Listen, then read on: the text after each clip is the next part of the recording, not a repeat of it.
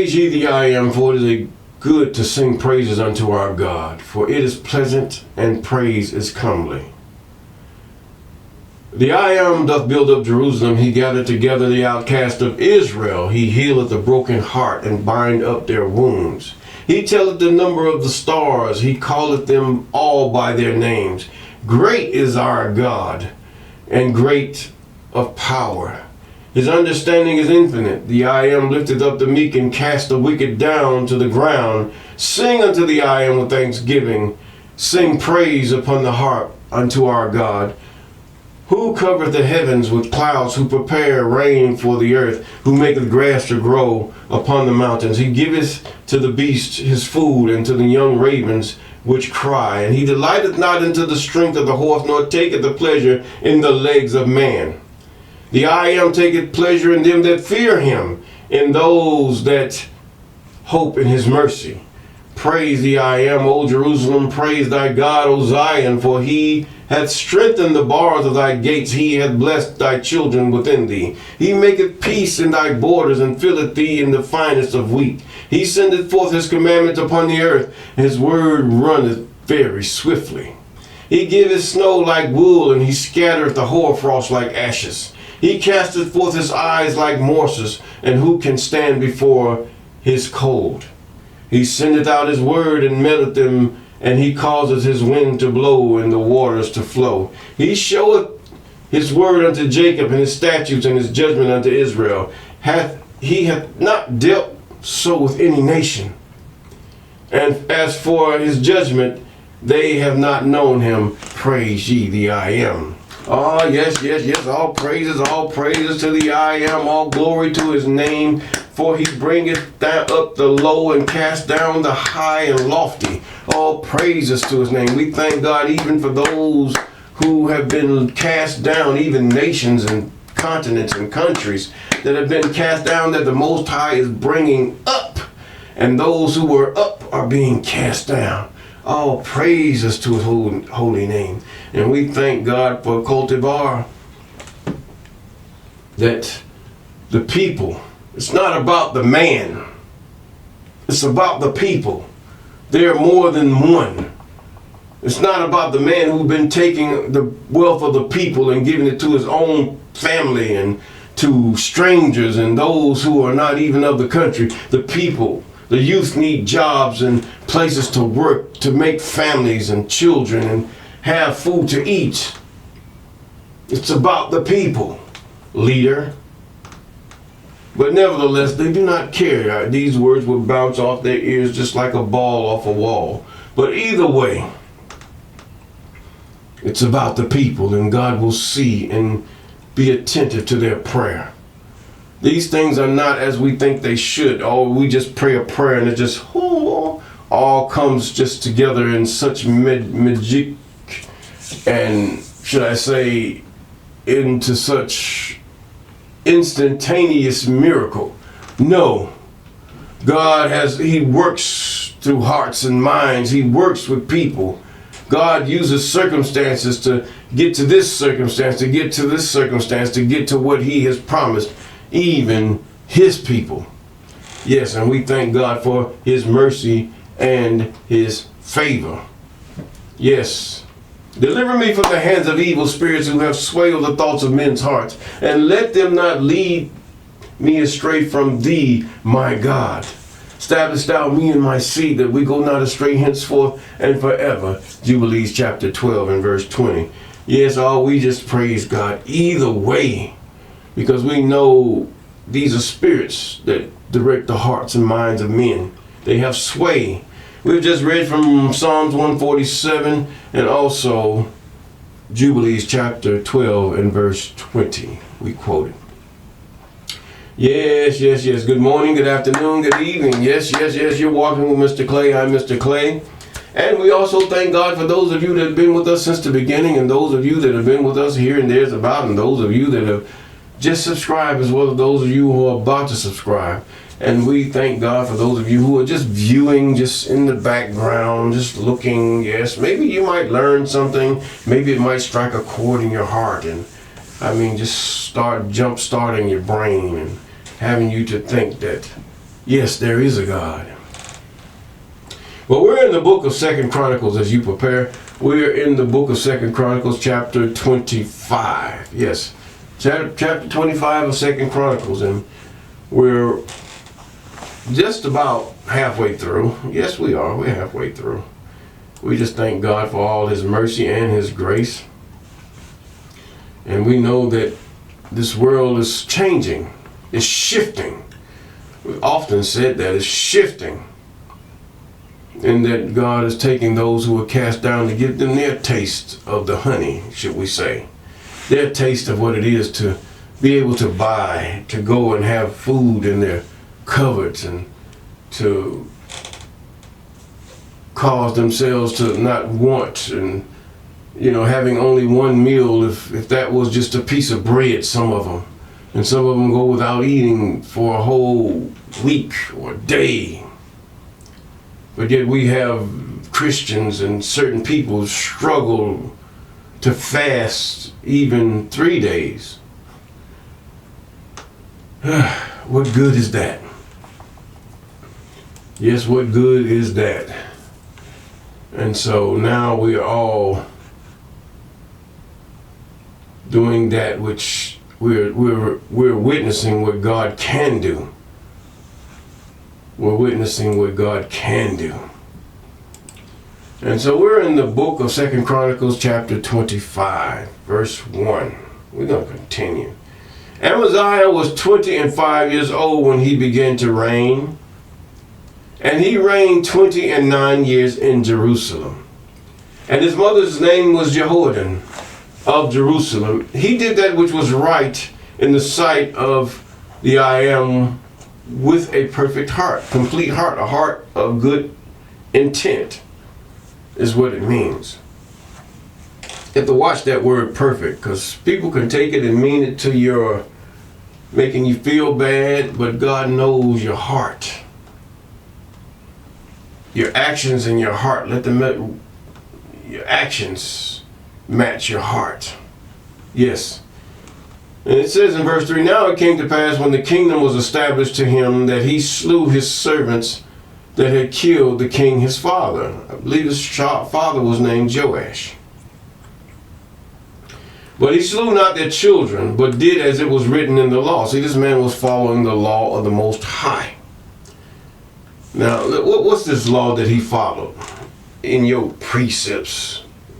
Now, in the book of Moses, where the I Am commanded, saying, the father shall not die for the children, neither shall the children die for the fathers, but every man for his own sin. In other words, he deleted their fathers.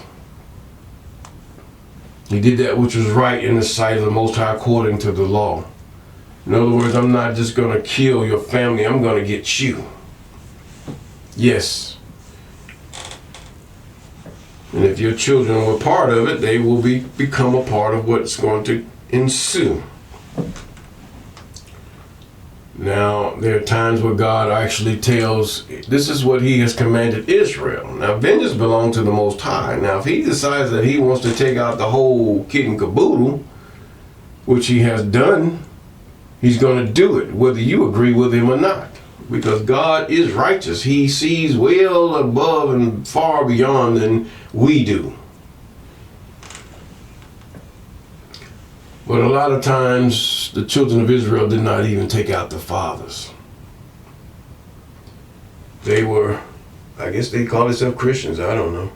But either way, moreover, Amaziah gathered Judah together and made them captains over thousands and captains over hundreds, according to the houses of their fathers throughout all Judah and Benjamin. And he numbered them from 20 years old and above, and found them 300,000 choice men, able to go forth to war that could handle spear and shield. Now, getting back to what we were just talking about, now, the fact is that the children, if they are to be deleted, they will have done those same things their fathers do. In other words, you take, for instance, living in the shadows of their fathers, enjoying the authority and the abuse that they give others that their fathers have done. and yet carrying it on. This is the way that children suffer, or should I say the offspring suffer because of the sin of their fathers. They carry out the same sin. This is what we're talking about here. But other than that, if they have not sinned, there's no problem. Now, he hired 100,000 mighty men of valor out of Israel and 100 talents of silver. But there came a man of God to him, saying, O king, let not the army of Israel go with thee, for the I am is not with Israel, to wit, with all the children of Ephraim. But if thou wilt go, do it. Be strong for the battle. God shall make thee fall before the enemy. Huh? Yeah, God is going to make you fall. When God said don't go, don't go. If he says stay yourself, you stay. Because in this whole thing, we obey the Most High. We watch for his go ahead or his nay or his yea. And all things in the Most High are not yea and amen. No. That's how you got taken over the first time. Jacob, why you came over in ships. The enemy say everything is yea. But either way, there came a man of God. In verse 8, thou wilt do it. He said, but yet God hath power to help and cast down. Yes, he does.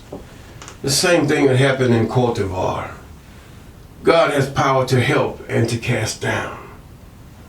In other words, your timing, God's timing is the right timing. Your timing might not be the right timing. You have to wait on God. Because when God's timing is right, it's just like whether you go in battle or whatever you're battling, whatever you're dealing with, it's going to be a piece of cake. Regardless of how big or how small it is, or how whoever you're facing, doesn't matter their might or the thousands or whatever. God is bigger than that. He says, and Amaziah said to the men of God, but what shall we do for the 100 talents which I have given to the army of Israel? And the man of God answered, the I am is able to give thee much more than this. So this is why a lot of people think too. You know, just because you got money don't mean you go take it and you do because you pay people. I mean, the army, the people get paid to train.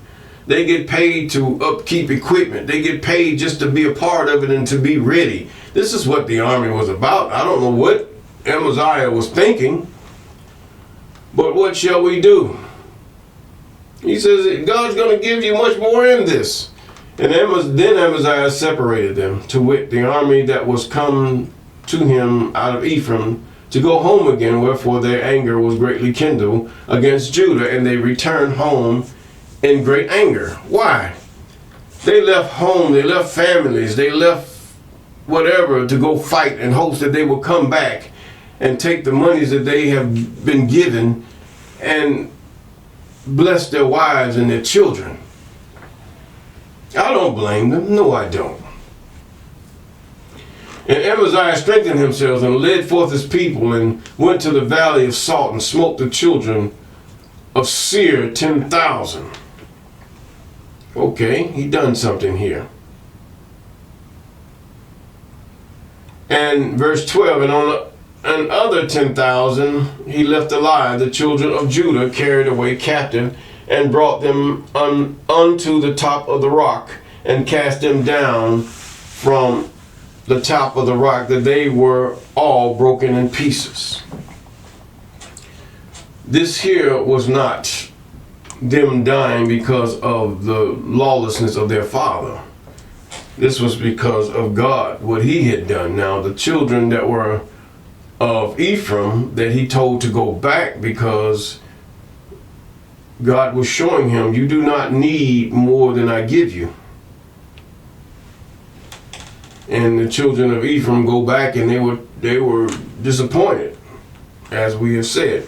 Now, But the soldiers of the army, which Amaziah sent back, that they should not go with him to battle, fell upon the cities of Judah. They were angry. And Samaria, even unto Beth Horon, and smote 3,000 of them, and took much spoil. So they saying, so you're not going to do this, king? Oh, and somebody give a report, they're going up here to battle these other people.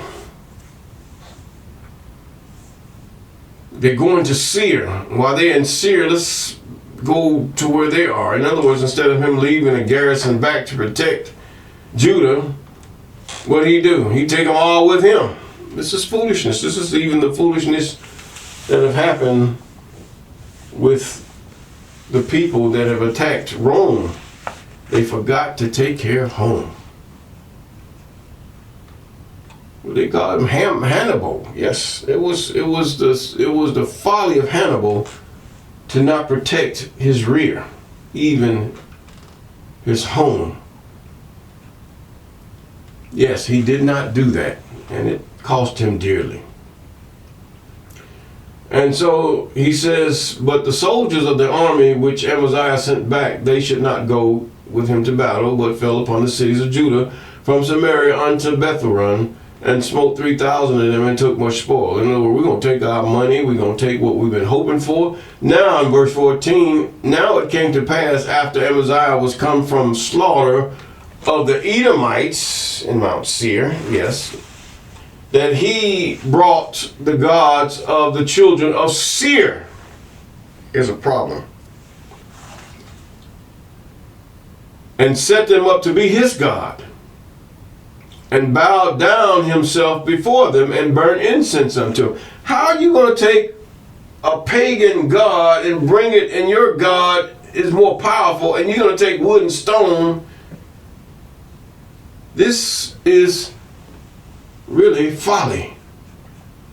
Or to put it in plain layman's term, stupid.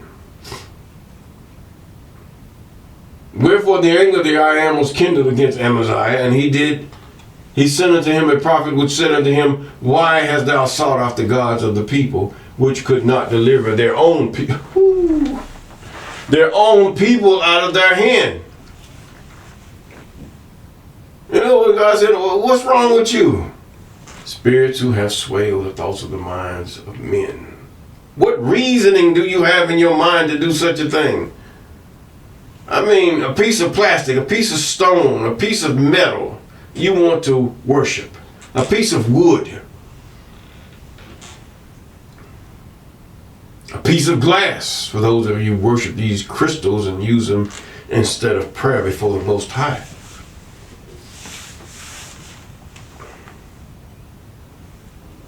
Mixing God with paganistic items. Therefore the anger of the I Am was kindled against Amaziah, and he sent unto him a prophet which said unto him, he says, now, why hast thou sought after the gods of the people, which could not deliver their people out of thine hand? And in verse 16, it came to pass, as he talked with him, that the king said unto him, art thou made of the king's counsel? Forbear, why shouldest thou be smitten? Then the prophet forbare and said, I know that God hath determined to destroy thee, because thou hast done this, and hast not hearkened unto my counsel. He did not hearken unto the counsel of the prophet that God had instructed him. And Amaziah the king of Judah took advice and sent to Joash, son of Jehoaz, the son of Jehu, king of Israel, saying, come, let us see one another in the face. And Joash, king of Israel, sent to Amaziah, the king of Judah. You notice how they just went back to the evil kings? In other words, now there are two pagan kings here. And the thistle, saying the thistle that was in Lebanon, sent to the cedar that was in Lebanon, says, give thy daughter to my son to wife. And there passed by a wild beast that was in Lebanon and trode down the thistle. Lo says, thou sayest, lo, thou hast smitten the Edomites, and thy heart lifted thee up to boast. Abide now at thy home. Why shouldest thou meddle to thy hurt, that thou shouldest fall, even thou, Judah, with thee?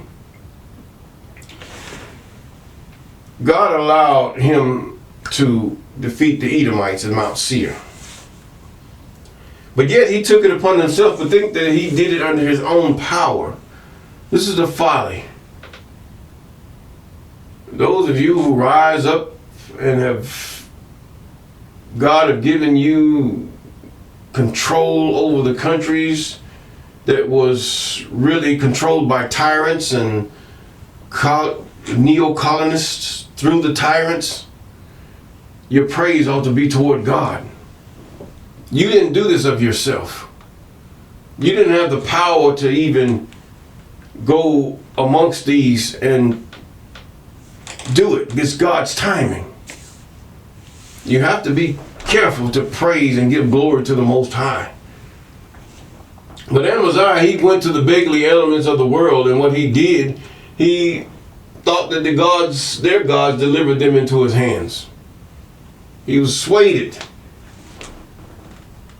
Now, it says in verse 20, but Amaziah would not hear it, for it came of God. In other words, he was hostile against God, like some of you of Judah, some of you who know God or who have known God or in whatever capacity you did, that he might deliver them into the hands of their enemies, because they sought after the gods of Edom. The Edomites, like your Jesus on the cross, with the wood and stone, different, his saints who were chosen and elected by men. God don't do stuff like that. No. Those who follow God win his victory, and those who follow God are in his favor. Now, and Judah was put to the worst before Israel, and they fled every man to his tent. I think I skipped one. It was like, so Joash the king of Israel went up, and they saw one another face to face. We saw that, okay. And Judah was put to the worst before Israel, and they fled every man to his tent. Now, 23. And Joash the king of Israel took Amaziah the king of Judah, and the son of Joash, the son of Jehoaz, at Bethshemeth, and brought him to Jerusalem, and brake down the wall of Jerusalem from the gate of Ephraim to the corner gate 400 cubits. For he took all the gold and silver and all the vessels that were found in the house of God with Obededom, and the treasures of the king's house and hostages also, and returned to Samaria. And Amaziah the son of Joash, king of Judah, lived after the death of Joash, son of Jehoaz, king of Israel, 15 years. Now the rest of acts of Amaziah, first and last, behold, are they not written in the book of the kings of Judah and of Israel? It's also 1st and 2nd Kings. Yes, it's written there. Now, we see this king, it's so easily to forget. It's so easy to forget God and the goodness that he have done unto the children of men. It's easy to forget God. Now, this is where the feet of the idol that Daniel saw comes into play. This is where the shift is happening. You had Babylon, and then there was a shift to Persia, and then there was a shift to Gracia. Then you had the loins, you had this, you had all these things, Persia. Then you had the Greco-Roman. We're just coming at the end of the Greco-Roman era, really, to tell you the truth, where you call it globalism. This is after the Greco-Roman system, but yet all this is still built up from Babylon. It's trickling down. Now you have the feet. And many of you already have been baptized in the ways of the Greco-Roman system. Now, there's not going to be no real great hierarchy of this. There's going to have those who have more, and they're going to trade among others. They're going to call it peace. It's going to be all good. And then there's going to break out wars, and everything is going to happen.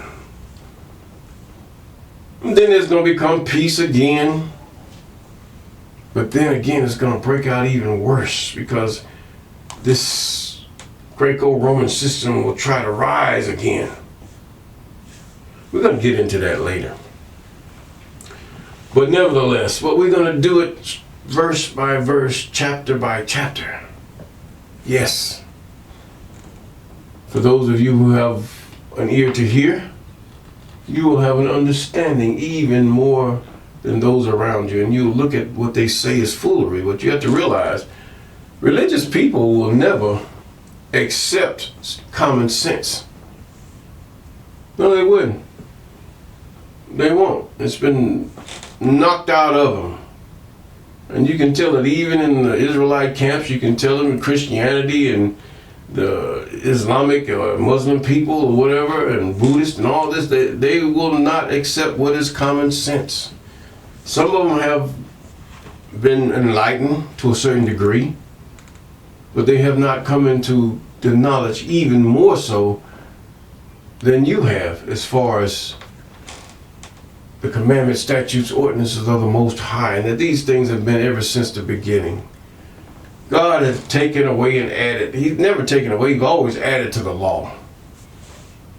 I mean, you got Adam and Eve, where he says that he talks about murder and all these other things, and then you go a little bit further, and then he says, now you cannot have your sister. You cannot, no, these things are not. This was just to cause the earth to not replenish, but to feel that, you know, you bear and fill the earth, bearing seed after your kind. And now we come to the feet. This is what you're seeing happening now. The feet of Daniel. We're at the feet of Daniel's vision that Nebuchadnezzar had caused him to interpret. And with that, if we do those things which are right before the Most High, we will have peace.